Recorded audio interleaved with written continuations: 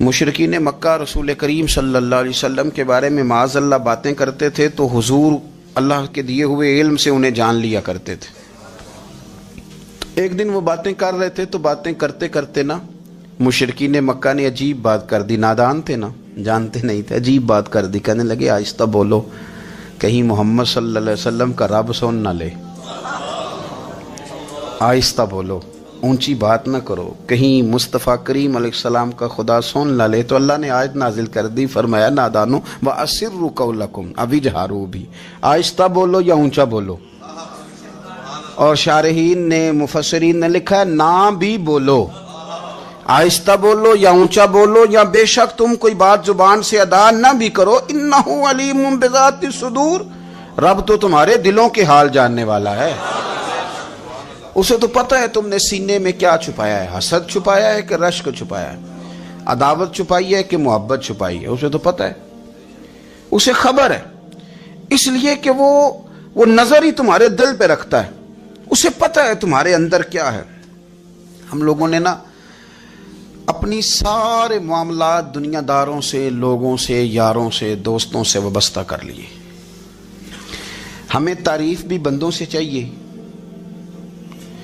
ہمیں اچھے ہونے کا جو ڈگری ہے وہ بھی بندوں سے چاہیے، ہم بندے بڑے نیک ہیں یہ بھی لوگ کہیں تو پھر ہم مطمئن ہیں، ہم صحیح راستے پہ چل رہے ہیں یہ سند بھی بندوں سے چاہیے۔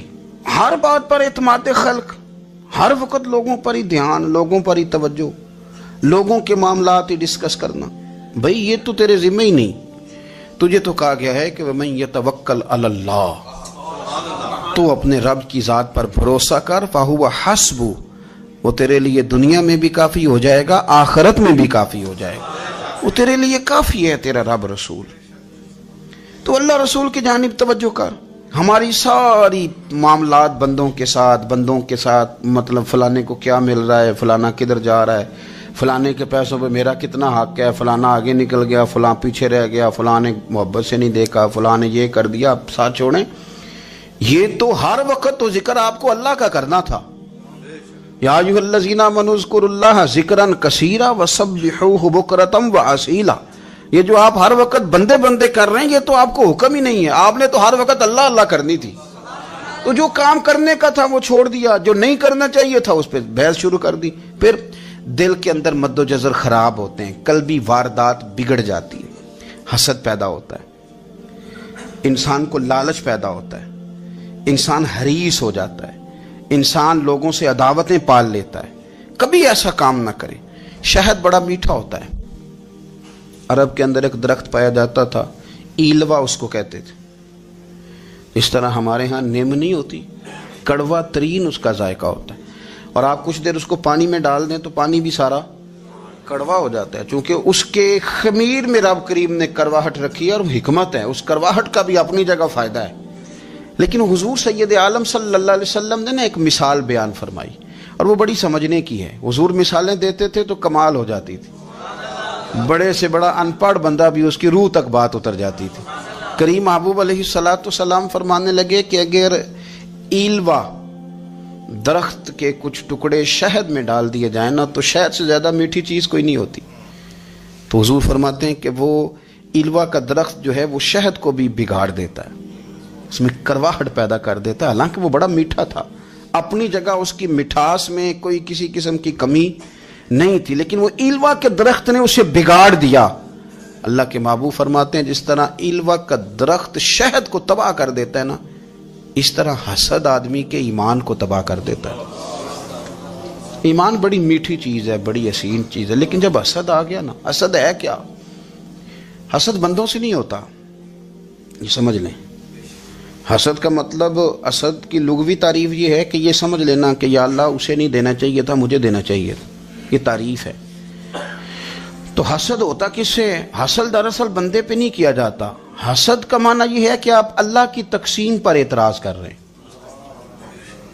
آپ کا کہنا یہ ہے کہ یا اللہ یہ تقسیم ٹھیک نہیں ہوئی، معاذ اللہ یہ ادھر چلا گیا، یہ تو ادھر آنے والی چیز تھی، تو یہ آپ نے ڈائریکٹ جو مقابلہ شروع کیا معاذ اللہ، یہ تو آپ نے اللہ کی تقسیم کے ساتھ شروع کر دی، تو پھر دل میں بگاڑ آتا ہے، پھر انسان ٹوٹ پھوٹ کا شکار ہوتا ہے، پھر وہ کمزور پڑ جاتا ہے، پھر وہ ایسی باتیں کرتا ہے جو اس کے منصب کے مطابق نہیں ہوتی، کچی بات کرتا ہے، کمزور بات۔ اللہ بہتر جانتے ہیں کون سی چیز اس نے کہاں رکھنی ہے۔ رب کی حکمت پر اور اس کی دی ہوئی توفیق پر راضی رہنا ایمان کا تقاضا ہے، لیکن ہمیں تو چاہیے تقسیم اپنی مرضی کی۔ ادھر کیوں چلا گیا، ادھر آنا چاہیے تھا۔ بھئی آپ کو یہ کس نے حق دیا ہے؟ مالک نے جو چاہا، جب چاہا، جہاں چاہا اپنے فضل سے عطا فرمایا۔ حسد، اور پھر اس کے اگر کوئی حسد نہیں کرتا تو لالچ شروع کر دیتا ہے۔ وہ کہتا ہے کہ یہ جو اس کا مال ہے اس میں میرا بھی حق تھا، یہ تو مجھے ملنا چاہیے تھا۔ آپ یقین کریں کہ بندے بندوں سے کم پیار کرتے ہیں، جیبوں سے زیادہ پیار کرتے ہیں۔ اس بندے کو تو کوئی نقصان نہیں جس کے ساتھ آپ نے تعلق رکھا ہوا ہے جیب کا، لیکن آپ بڑے کمزور ہو گئے۔ آپ جب لالچ کر لیا، نفسانیت میں آ گئے تو آپ کمزور پڑ گئے۔ آپ نے مطلب کیا، آپ کا کیا خیال تھا کہ رب کی بارگاہ سے کوئی کم ملنے والا تھا جو بندوں پہ اتنی توجہ کر لی؟ حضرت بہلول دانا رحمت اللہ علیہ نے کیا خوبصورت انداز ہے، رب کریم کے بندوں کی باتیں اللہ کے لشکروں میں سے لشکر۔ کیا سوچ تھی، کیا نظریہ تھا، کیوں یہ لوگ اتنے مضبوط تھے، فکری طور پر مضبوط تھے، فکری طور پر۔ ہارون رشید حج کر کے واپس آ رہا ہے، حضرت بہلول دانا راستے میں بیٹھے ہیں، ملاقات ہو گئی، کہنے لگا حضور کوئی حکم ہو تو بتائیے گا۔ فرمانے لگے کوئی نہیں، تو جا اپنا کام کر۔ بادشاہ ہے، یا کسی کو کارڈ مل جائے تو وہ لوگوں کو دکھاتا پھرتا ہے، وزیر صاحب نے خود دیا ہے۔ بادشاہ وقت خود کر حضرت کوئی حکم ہو تو، فرمایا نہیں اللہ خیر کرے گا۔ تو کہنے لگا حضور میں نے سنا آپ مقروض ہیں تو بتا ہی دیتے۔ تو آپ مسکرا کے فرمانے لگے تیرا کیا خیال ہے بھلا؟ کہنے لگے حضور کس بابت؟ فرمانے لگے تیرا کیا خیال ہے کہ اللہ ہارون رشید کو دے گا اور بہلول دانا کو بھول جائے گا؟ تیرا کیا خیال ہے؟ رب کریم ہارون رشید کو تو دیتا جائے گا اور بہلول دانا کو بھول جائے گا؟ بادشاہ کہتا ہے کہ میں چکرا گیا کہ بھلا اس سوال کا کیا جواب ہے؟ تو میں نے کہا حضور رب تو بھولنے سے پاک ہے، وہ تو کسی کو نہیں بھولتا، اسے نہ اونگ آتی ہے نہ نیند آتی ہے۔ تو فرمانے لگے جا پھر اپنا کام کر، جب مناسب سمجھے گا تو بہلول کو بھی قرضے سے نجات عطا کاری دے گا۔ تو جا اپنی ڈیوٹی کر، وہ جب چاہے گا نا تو میرے قرضے دور۔ تو کیا سمجھتا ہے کہ تجھے یاد رکھے گا مجھے بھول جائے گا؟ یہ کیسے ہو سکتا ہے؟ او یار ادھر دیکھ میری بات سن۔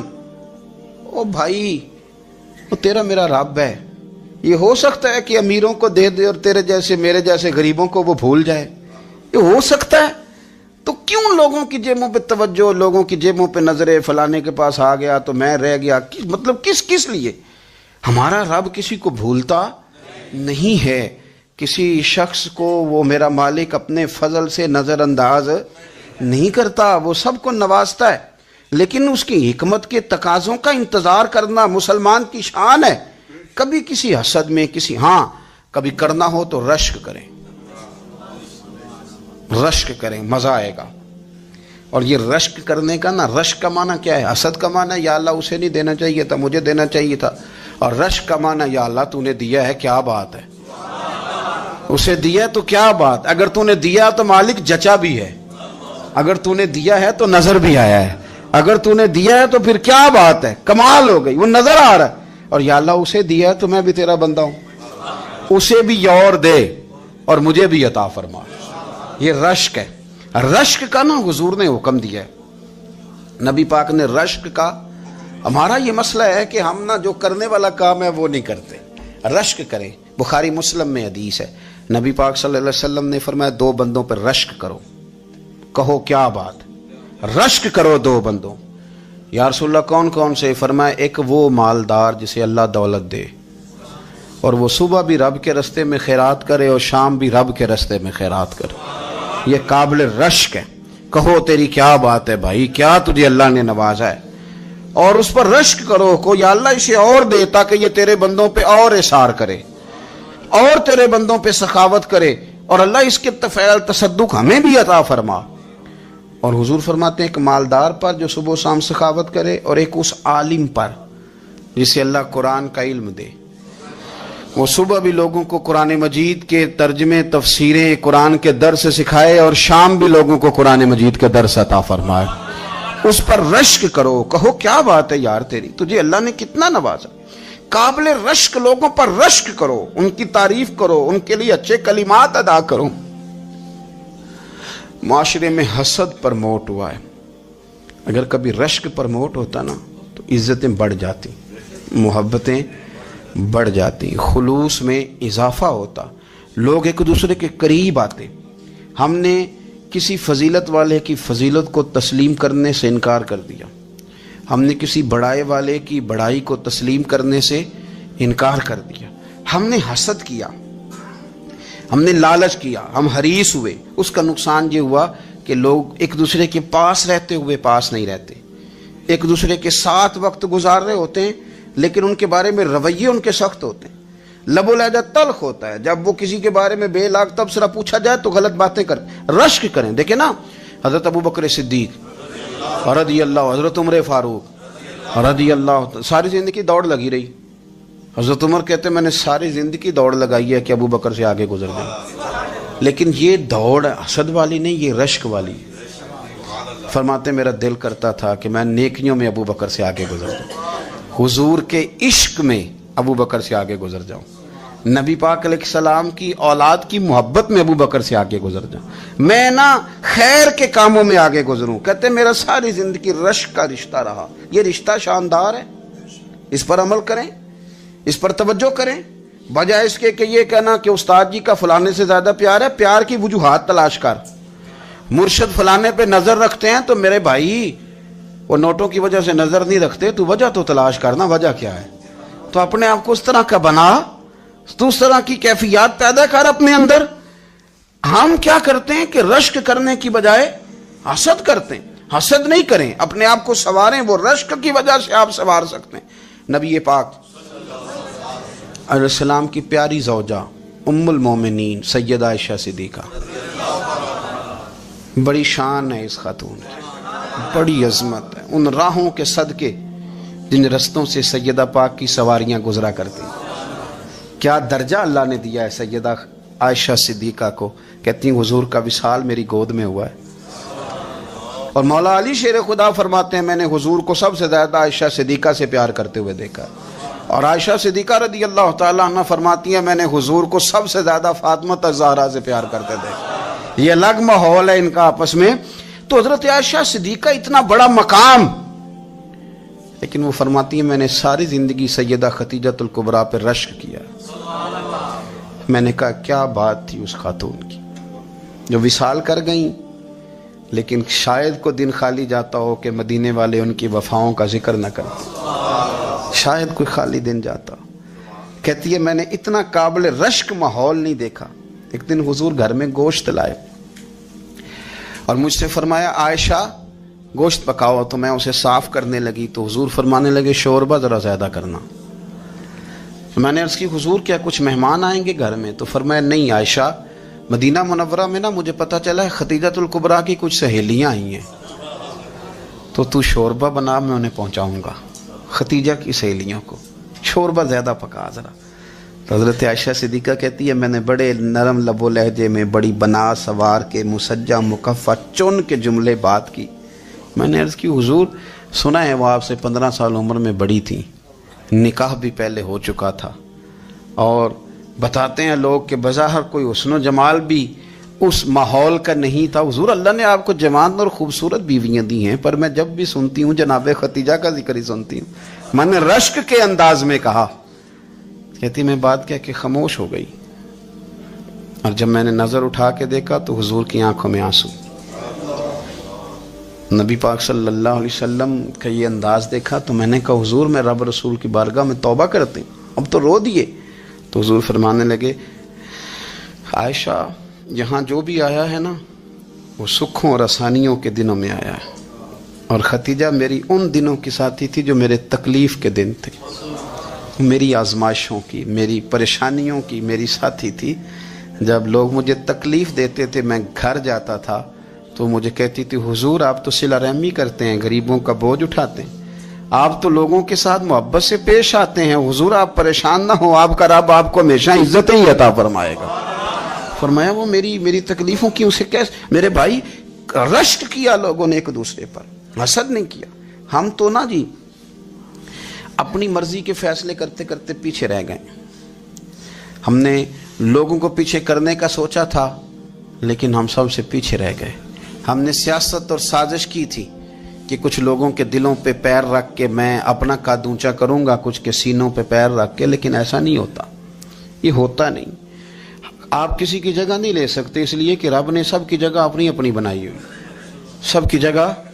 ہاں ایسا ضرور ہوتا ہے کہ کئی دفعہ نا ہم اپنے مقام کو گرا لیتے ہیں. وہ کسی نے کہا تھا کہ ایسا نہیں کہ تیری جگہ کوئی اور آ گیا, لیکن تیرا مقام بھی اب تیرا نہیں رہا.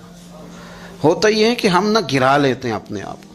اگر ہم رشک کا ماحول پیدا کریں, رشک کا, اور ہم کہیں کہ کیا بات ہے, میں بھی سفر کروں گا, اس جانب جاؤں گا, بجائے یہ کہنا کہ فلاں آدمی بڑا آگے نکل گیا ہے, یہ کر کے نکل گیا ہے, وہ کر کے نکل گیا ہے, یہ کہنا کہ یار میں بھی رب کریم کی اس مدد کو تلاش کرتا ہوں جس کی برکت سے اللہ نے اس پر فضل فرمایا ہے. امام غزالی فرماتے ہیں 3 لوگوں میں حسد زیادہ ہوتا ہے, بغض زیادہ پیدا کر لیتے ہیں.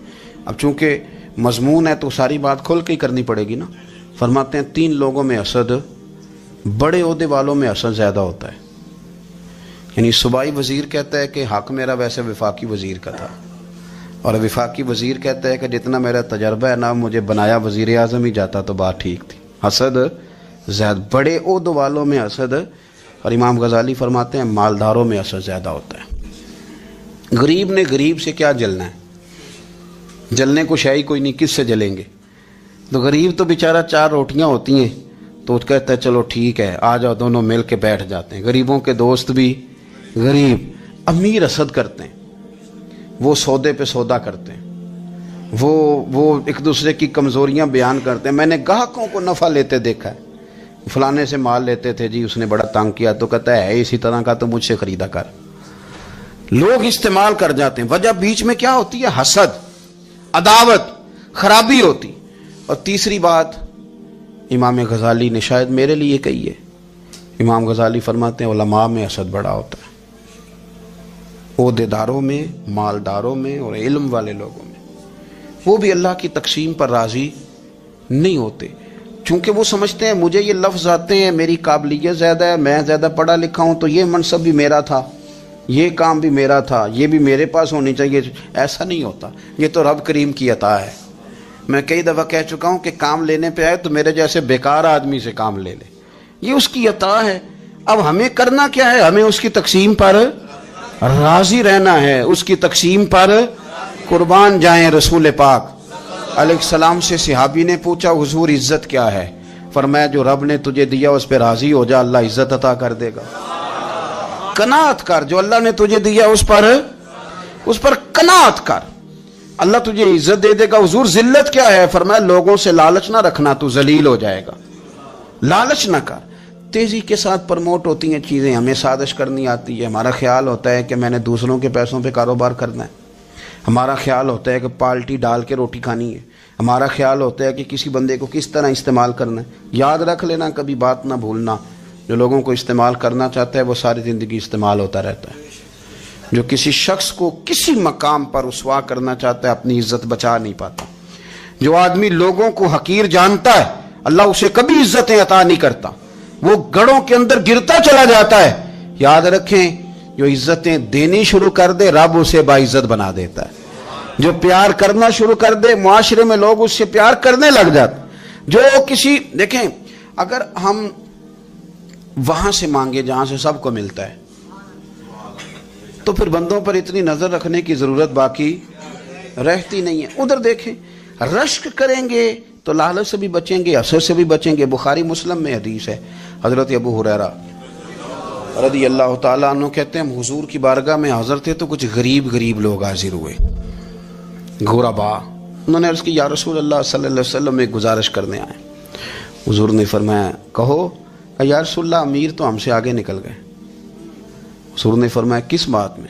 عرض کی حضور نمازوں میں نہیں ہم گزرنے دیتے, اتنے نفل وہ پڑھتے ہیں اتنے ہم بھی پڑھ لیں گے. صحیح بتانا صحیح. آج کل یہ نمازوں کا مقابلہ بھی ہے کہ نفل میں نے زیادہ پڑھنے, عبادت میں نے. ہمارے صاحب رحمۃ اللہ علیہ فرمایا کرتے تھے آستانوں پہ گدی نشینوں کا تو رولا ہوتا ہے, اللہ اللہ کرنے کا رولا نہیں ہوتا. یہ تو شور ہوتا ہے کہ سجادہ میں ہوں, سجادہ اور سب نے کوئی نہ کوئی کہانی سنائی ہوتے، کہتے نہیں ابا جی مجھے کہہ گئے تھے کان میں، دوسرا کہتا نہیں مجھے لکھ کے دے گئے تھے، تیسرا کہتا تمہیں تو پتہ ہی نہیں، تم تھے ہی نہیں، عمرے پہ تو میرے ساتھ گئے تھے، جو میرے ساتھ ان کا معاہدہ ہوا وہ خانہ کعبہ میں ہوا ہے، لہذا میرا پہلا نمبر ہے۔ سب کے پاس کوئی نہ کوئی معاملہ ہوتا ہے، یہ سارے کام کوئی ضروری نہیں، ضروری کیا ہے کہ وہ جو کہتے تھے کرو، جس نے سب سے زیادہ کر کے دکھایا وہ زیادہ جانشین ہے، وہ زیادہ جانشین ہے جس نے زیادہ کر کے دکھایا۔ معاملہ تو یہ ہے کہ اس رستے پہ کس کس نے چلنا ہے۔ لوگ تو سجادہ نشینی سے بھاگا کرتے تھے، بھاگتے تھے۔ حضرت ابو بکر صدیق رضی اللہ تعالیٰ عنہ کا وصال ظاہری ہوا تو حضرت عمر خلیفہ بنے، تیسرا دن تک خلیفہ بنے ہوئے، 2-3 چھوٹی چھوٹی بچیاں آ گئیں، چاچا جان آپ خلیفہ بنے؟ فرمایا ہاں۔ چلو پھر عصر کے بعد ابو بکر ہمارے گھر جاتے تھے، فرمایا پتر تمہارے گھر کیا ہے؟ کہنے لگی ہم یتیم ہیں، ہمارا بھائی کوئی نہیں۔ ابو بکر روز عصر کے بعد آتے تھے، ہماری بکریوں کا دودھ دھو کے ہمیں دے جاتے تھے، کچھ بیچ کے گزارا کر لیتی تھیں، کچھ پی لیتی تھیں۔ چچا 3 دن ہو گئے، میری اماں بھی روتی ہے، بہنیں بھی روتی ہیں، آپ چلیں گے؟ تو جناب سیدنا عمر فاروق کہتے ہیں میں نے دستار سر پہ رکھی اور پٹکا میں نے اپنے کندھے پہ رکھا، بیٹیاں آگے آگے میں پیچھے پیچھے، روتے جا۔ ایک صحابی نے پوچھا عمر کیوں رو رہے ہو؟ کہنے لگے یار یہ ابو بکر کتنا مشکل رستہ دے کے گیا، کتنا مشکل رستہ ہے اس کے طریقے پہ چلنا۔ یہ لوگ تو سجادہ نشینی اتنا کٹھن کام تھا، لوگ بھاگا کرتے تھے۔ شوق آ گیا اب رسول کریم علیہ السلام کے حضور ناز حاضر ہو کے عرض کی حضور امیر آگے گزر گئے، نمازوں میں نہیں ہم گزرنے دیتے، ہم ان سے زیادہ پڑھیں گے، نفلوں میں نہیں گزرنے دیتے، زیادہ پڑھیں گے۔ یا رسول اللہ صلی اللہ تعالی علیہ وسلم ہم انہیں نہ تلاوت قرآن پاک میں نہیں آگے گزرنے دیں گے، وہ ہم زیادہ پڑھیں گے، لیکن حضور وہ مالدار ہیں، غلام آزاد کرتے ہیں، صدقات کرتے ہیں، خیرات، اس کا ہم کیا کریں؟ حضرت سیدنا ابو ہریرہ فرماتے ہیں کہ جواب تو حضور نے بعد میں دینا تھا، پر جب ان کا سوال ختم ہوا تو میں نے حضور کا چہرہ نور دیکھا تو رسول پاک کا چہرہ خوشی سے کھلتا ہوا مجھے نظر آیا۔ گویا یہ جو رشک ہے نا کہ نیکی میں آگے گزرنا، یہ حضور کو اتنا پسند آیا کہ ان کے سوال سے حضور بڑے راضی ہوئے۔ کریم فرمانے لگے، حضور فرمانے لگے میں تمہیں ایک وظیفہ بتاتا ہوں، تم وہ پڑھو، امیر جتنی بھی نیکیاں کریں گے نا اللہ تمہیں ان کے برابر ثواب دے دے گا، لے لو نسخہ، یہ کرو کام۔ یا رسول اللہ بتائیں، فرمایا رات کو نا 33 بار سبحان اللہ پڑھا کرو، 33 بار الحمدللہ پڑھا کرو، 34 بار اللہ اکبر پڑھا کرو۔ اب جتنی بھی نیکیاں امیر کریں گے نا تمہارے وظیفے کی برکت سے اللہ تمہیں ان کے برابر ثواب عطا کر دے۔ اب جناب ابو ہریرہ کہتے میں نے ان کے چہرے دیکھے تو مجھے یوں محسوس ہوا کہ جس طرح کسی بندے کی کھوئی ہوئی رقم مل جائے تو وہ راضی نہیں ہوتا، کھوئی ہوئی رقم مل جائے تو بڑا جیسے کوئی اس کے ہاتھ، چلیں اپنا ترجمہ کر لیتے ہیں، کمیٹی نکلنے پہ نہیں بندہ بڑا راضی ہوتا کہ 11 مہینے سے دے رہا تھا، 10 مہینے سے چلو نکل ہی آئی ہے، شکر ہے اللہ کا، بڑا خوش ہوتا ہے بندہ، بڑا راضی ہوتا ہے۔ اس طرح ان لوگوں کے چہرے کھل اٹھے، کیا بات ہے حضور، بس اب نہیں ہم گزرنے دیتے۔ گھر چلے گئے، وظیفے پڑھنے لگے۔ کچھ دنوں کے بعد ان میں سے کچھ لوگ واپس آئے۔ حضرت ابو ہریرہ کہتے ہیں مجھے چونکہ وہ پرانی بات یاد تھی تو میں دلچسپی سے ان کا آنا جانا دیکھنے لگا۔ وہ کریم کی بارگاہ میں آ کے بیٹھے تو ان میں سے ایک شخص بڑی پریشانی کے ساتھ کہنے لگا حضور بڑی پریشانی لگ گئی۔ فرمایا کیا ہوا؟ عرض کی یا رسول اللہ صلی اللہ علیہ وسلم وہ جو آپ نے وظیفہ بتایا تھا نا، میرے کچھ پڑوسی امیر ہیں وہ تو انہوں نے بھی سن لیا ہے حضور، رات میں نے سنا ہے وہ مالدار بندہ ہے، صدقے خیرات بھی بڑے کرتا ہے، غلام بھی بڑے آزاد کرتا ہے، پر وہ بھی سوتے وقت 33 بار سبحان اللہ پڑھ رہا تھا، وہ تو اس نے بھی سن لیا حضور، وہ بات یہاں سے نکلی ہے، جانے کہاں کہاں پہنچ گیا، تو وہ بھی پڑھ رہا تھا حضور اب کیا بنے گا؟ تو کہتے ہیں اس کے سوال پر بھی میرے حضور بڑے ہی مسکرائے، باقاعدہ دہک ہو گیا حضور کے، دہک ہو گیا، سرکار کھول کے نہیں مسکراتے، لیکن آج حضور اتنا مسکرائے کہ میں نے حضور کے مقدس دانتوں کی زیارت کر لی، دہک ہو گیا باقاعدہ حضور کا۔ حضور فرمانے لگے انہوں نے بھی سن لیا حضور، اور سن کے پڑھنا بھی شروع کر۔ اب بات کو سمجھیں کہ کسی امیر نے یہ نہیں کہا کہ یہ تو غریب کے لیے وظیفہ تھا، میں کہتا ہوں اللہ اللہ کا مزاج ہی نہیں، مزاج یہ کہ سیاست کیسے کرنی ہے، چکر کیسے چلانا ہے، کوئی کہانی کیسے سنانی ہے، ادھر ان کو ملا، حالانکہ بات تو غریبوں سے ہو رہی تھی حضور، وہ تو انہوں نے بھی پڑھنا شروع کر دیا۔ اب ہم کیا کریں؟ رسول کریم نے فرمایا وہ بھی پڑھ رہے ہیں، حضور پڑھ رہے ہیں، تو فرمایا ذالک فضل اللہ یؤتیہ من یشاء، بھائی پھر یہ تو اللہ کا فضل ہے نا، وہ جسے چاہے عطا کرے. اب یہ حضور نے کہہ دیا تو حضرت ابو ہریرہ کہتے ہیں میں نے پلٹ کر ان لوگوں کے چہرے دیکھے، قربان جائیں، میں نے پھر ان کے چہروں پر اطمینان دیکھا، میں نے سکون دیکھا، اس لیے کہ وہ سمجھ گئے جب رب فضل کرے تو پھر فضل کے معاملے میں اللہ کے بندے بحث نہیں کیے کرتے. وہ مطمئن ہو کے گئے، کہنے لگے حضور پھر ٹھیک ہے، اگر مالک اس طرح تقسیم کر رہا ہے تو پھر ہم راضی ہیں اپنے رب کریم کی رضا پہ. اپنی زندگی جب آپ بڑی محبت سے قرب و جوار سے تشریف لاتے ہیں، میں قرآن و سنت کے بہت سارے عنوانات دیکھ کے آپ کی خدمت میں ایک بات عرض کروں، اپنی ساری توجہ اپنے رب رسول کی جانب مائل کریں. جتنا آپ دائیں بائیں دیکھیں گے نا اتنا گاڑی کے ٹکرانے کا خطرہ بڑھ جائے گا، وسوسے زیادہ آئیں گے، الجھ جائیں گے. اتنا زیادہ دائیں بائیں نہ دیکھیں، یہ کیا کر رہا ہے، فلانا کیا کر رہا ہے، فلانے کا یہ معاملہ کس طرح کا تھا، نہ نہ نہ. آپ توجہ اللہ کی جانب رکھیں. دیکھیں میرا اور میرے رب کا معاملہ ٹھیک چل رہا ہے، اللہ رسول کے ساتھ میرے معاملات ٹھیک ہیں. یہاں تو آپ کسی کی اصلاح کریں گے، دعوت دیں گے یا دعا کریں گے، تنقید کی تو ویسے دین میں اجازت نہیں ہے. آپ نے یہاں کسی کی اصلاح کرنی اور وہ درد کے ساتھ کرنی، اور یہاں کسی کے لیے دعا کرنی ہے کہ یا اللہ اس بندے پہ رحم فرمائے، سے بدل دے. تنقید کی اور طنز کی تو اجازت. اپنا معاملہ رب کریم کے ساتھ، ہماری سوچیں کس طرح کی ہیں، ہمارے اندر ماحول کس طرح کا ہے، وہ چونکہ دلوں کے حال جانتا ہے. اور نبی پاک صلی اللہ علیہ وسلم نے فرمایا نہ تمہاری جیبیں دیکھتا ہے نہ تمہارے چہرے دیکھتا ہے، وہ تو جب دیکھتا ہے تمہارا دل دیکھتا ہے. اس کی کیفیت کیا ہے؟ حضرت انس بن مالک رضی اللہ تعالیٰ عنہ فرماتے ہیں، اس حدیث کو یاد رکھیے گا، حافظ منذری نے ترغیب و ترہیب میں لکھی ہے. فرماتے ہیں کہ حضرت انس بن مالک رضی اللہ تعالیٰ عنہ فرمانے لگے کہ ایک حضور کے ایک غلام، ایک صحابی بیمار تھے، تو حضور نے فرمایا انس چلو تیمارداری کرتے ہیں. کہتے ہیں حضور کے ساتھ گئے، نبی پاک صلی اللہ علیہ وسلم پہنچے. جب ہم نے اس شخص کو دیکھا تو حضرت انس کہتے ہیں ہم پریشان ہو گئے، کیونکہ ہم نے اسے بڑا صحت مند دیکھا تھا، وہ کمزور ہو گیا، وجود پر بہت سارا گوشت دیکھا تھا. اب ہم دیکھ رہے ہیں کہ وہ ہڈیاں ہی ہڈیاں رہ گئی ہیں، چہرہ بڑا بارونق تھا، اب کمزوری ہو گئی. رسول کریم تشریف لے گئے اور حضور اس کی چارپائی کے سرہانے بیٹھے، اور جب حضور نے اپنا دست مبارک اس کے بالوں میں رکھا اور نبی پاک نے دست شفقت پھیرا تو کہتے ہیں اس شخص نے آنکھیں کھولی اور حضور کا چہرہ دیکھا تو اس کی خوشی کی کوئی انتہا نہ رہی، بڑا راضی ہوا، بڑا راضی. اور حضور نے اس کے لیے دعا کی، اس دعا پر بھی اسے بڑا اطمینان قلب بھی نصیب ہوا. کہتے ہیں حضور اکثر تیمارداری فرماتے تھے، پر آج نہ حضور نے ایک نرالی، انوکھی اور انفرادی بات ارشاد فرمائی. حضور نے فرمایا تو بڑا صحت مند تھا، کمزور ہو گیا، بڑا طاقتور تھا تو ضعیف ہو گیا، ایک سوال کا جواب تو دے. یا رسول اللہ فرمائیے.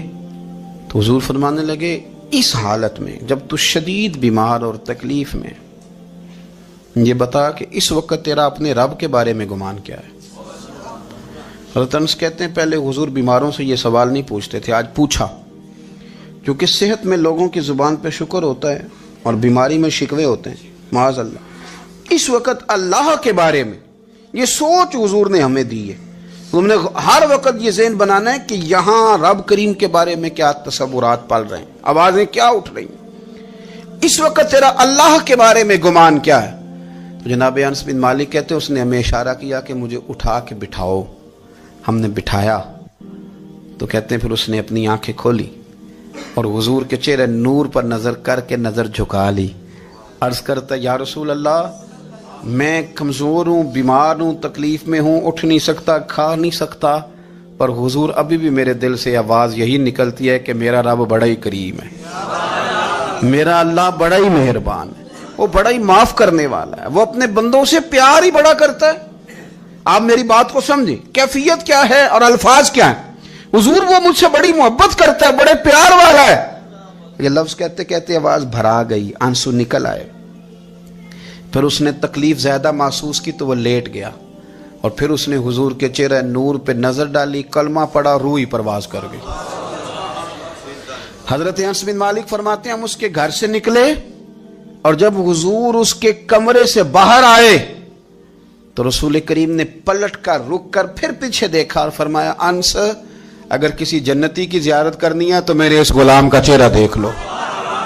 اس لیے کہ جن لوگوں کے نظریات رب کریم کے بارے میں اس طرح کے ہوں پھر ان کے خاتمے خیر کے ہوتے ہیں، پھر اللہ ان کے لیے جنت کے فیصلے فرماتا ہے.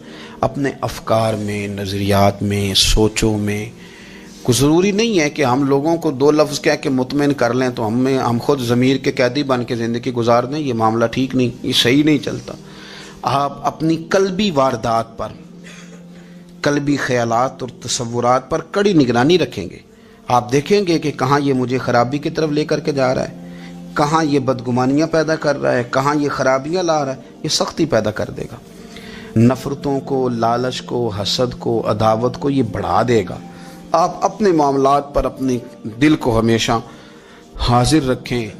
اللہ اپنے محبوب کا صدقہ فضل کرے. وہ مقلب القلوب ہے تو وہ ہمارے دلوں کو اپنی طرف پھیر دے.